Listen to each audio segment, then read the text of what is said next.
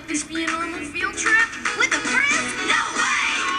Cruising on down Main Street, you're relaxed and feeling good. Next thing that you know, you see it.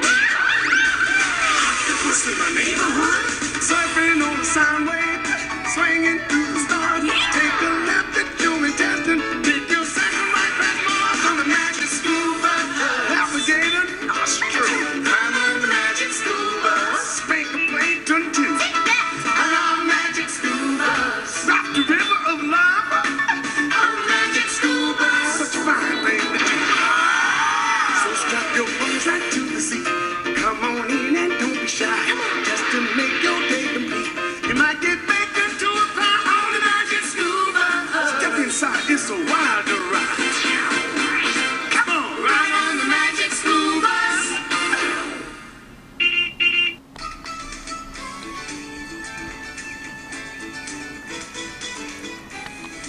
Hello everybody. Unfortunately, Miss Frizzle is sick today, so I'm here as her substitute teacher.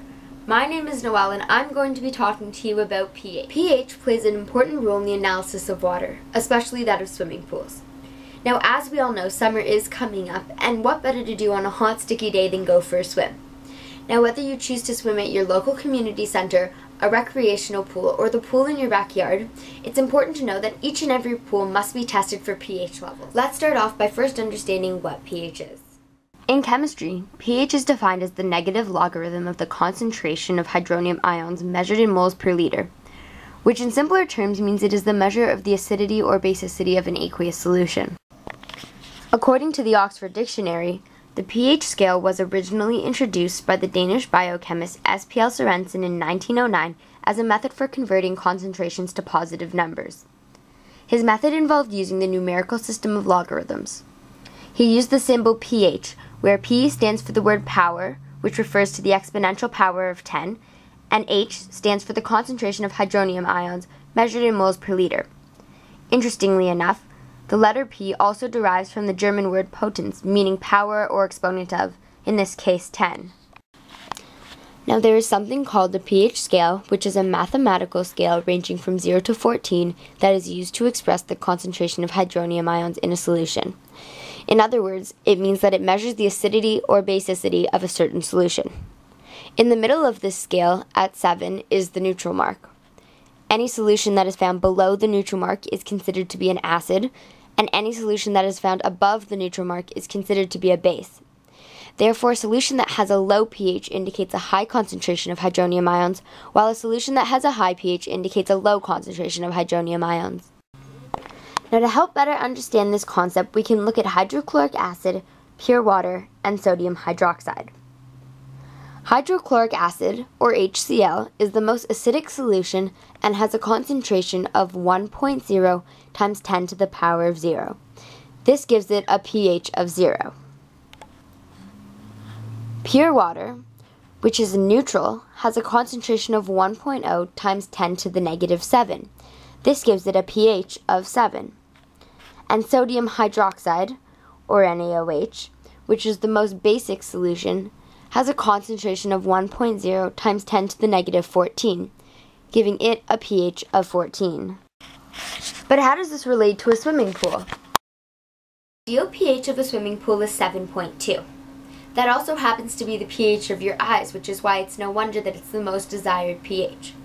Now, although the desired pH of a swimming pool is 7.2, your pH can range from 7.0 to 7.6 in a swimming pool. The ideal pH of a swimming pool is 7.2.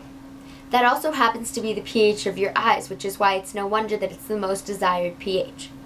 Now, although the desired pH of a swimming pool is 7.2, your pH can range from 7.0 to 7.6 in a swimming pool.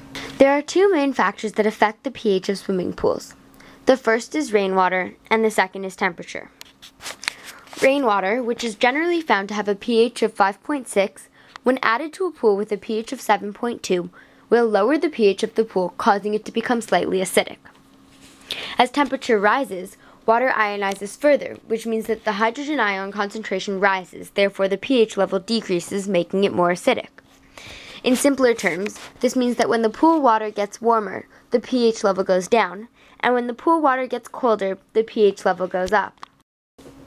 When the pH level drops or rises, there are many effects that are caused from this. Let's first look at effects caused by the pH level being too low. 1. If your swimming pool is Marbolite or plaster, the pool water will begin to dissolve the surface, creating a roughness which is ideal for pool algae growth. A similar result occurs in the grouting of tiled swimming pools. 2. Metals corrode, and this includes swimming pool equipment, pipe fittings, plumbing connections, etc. 3. As the swimming pool walls and metal parts corrode, sulfates are formed. These sulfates are released from the water onto the walls and floors of the swimming pool, causing ugly brown and black stains. 4. Chlorine, which is used as a disinfectant in the swimming pool water, is activated and lost to the atmosphere very quickly. The water is not being sanitized, and therefore you are throwing away money by adding chlorine when the pH is too low. And 5.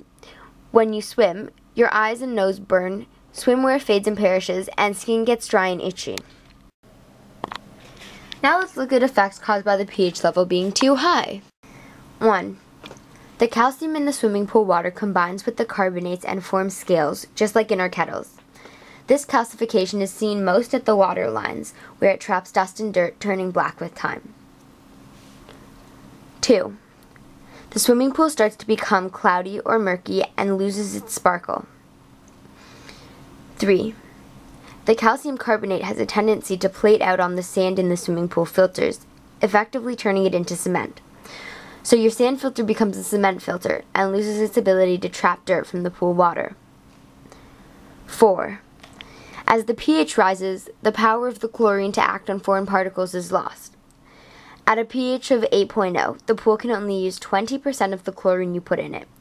So 80% of it goes to waste, and you would need 5 times as much chlorine to provide the disinfection you would need. And 5. In alkaline swimming pool water, the swimmer suffers too. Our eyes and nose burn, our skin gets dry and itchy. So how do we test pH levels in pools?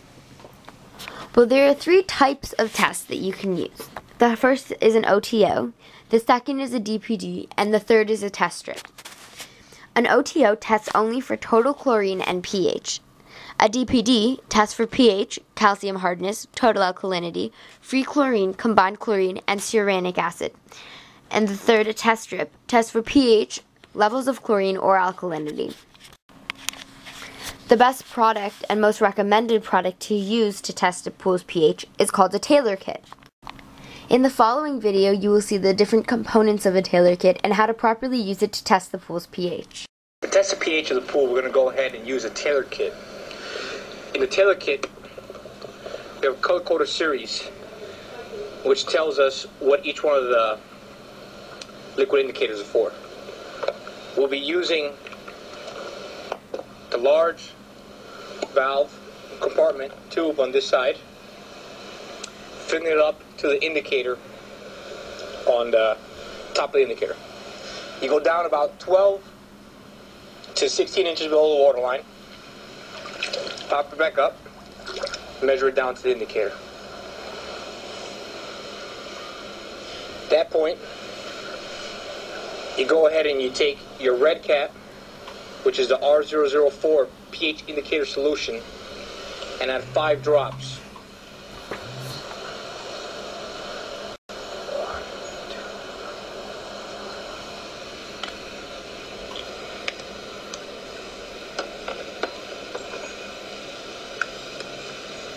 Cover it up, mix it up. Take a look at the color code bar right under it says pH, which goes from 7.0 to 8.0. At this point, I am reading a 7.8 on the indicator. Now, there are many products that you can purchase that you can add to your pool to help raise or lower the pH. To lower your pH, you can buy pH minus, which is sodium bisulfate. To raise your pH, you can buy pH plus, which is granular sodium carbonate. Hopefully now everyone understands why pH is so important in the analysis of water, especially for pools. Now that's all the time we have today, but thank you for coming, and hopefully Miss Frizzle will be back tomorrow. Have a good day.